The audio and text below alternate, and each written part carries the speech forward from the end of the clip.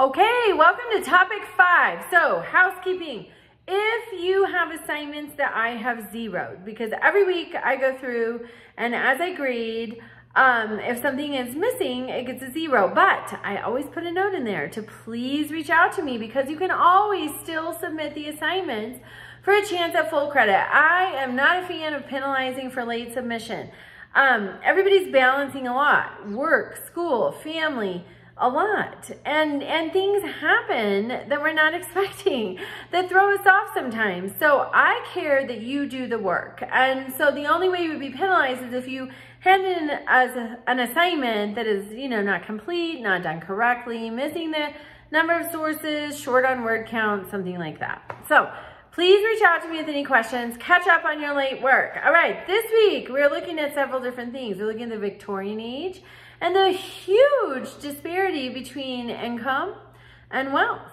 And you're deciding if it was justified, what you think of it. In discussion question 1. In discussion question 2, you're looking at the New Deal policies. Those were Keynesian economic policies to combat the effects of the Great Depression. President Franklin Roosevelt is the one who implemented them. They were based on the work of the economist John Maynard Keynes. And Keynesian economics is a theory of economics where government can partner with private business to stimulate the economy. And that is what the New Deal program sought to do. They also really grew government. And as one student pointed out, something I hadn't thought of, but in the growing of government, we acquired a lot more debt. So these were unintended consequences of the New Deal. So also you might think that these New Deal programs were just stuck in the 1930s. They're not. FDIC insurance for bank deposits continues today.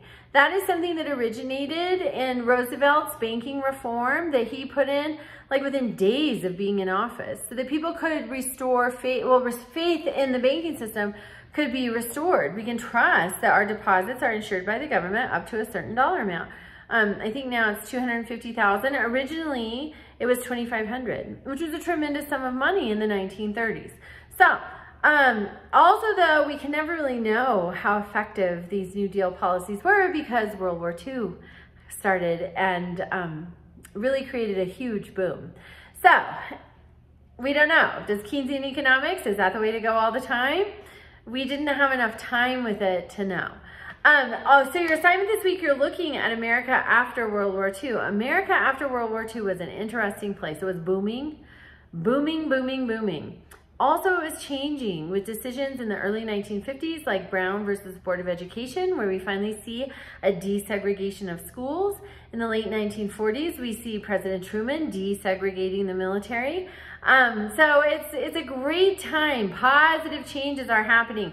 Remember, you have a quiz also due on Sunday. And remember that participation all week long. That's 6 posts in addition to your initial discussion replies. Always on Thursdays as a reply to the second discussion, I post a little participation thing where you can pick up, it earns you one of those participation points. And I make it so that you can just answer briefly. So that's a real easy way to get 1/6 of your participation points and interact with each other. That is the purpose of those discussions, really, is they rely heavily on that interaction, your opinions from the reading and from your own life experience. So reach out to me with questions and have a wonderful week.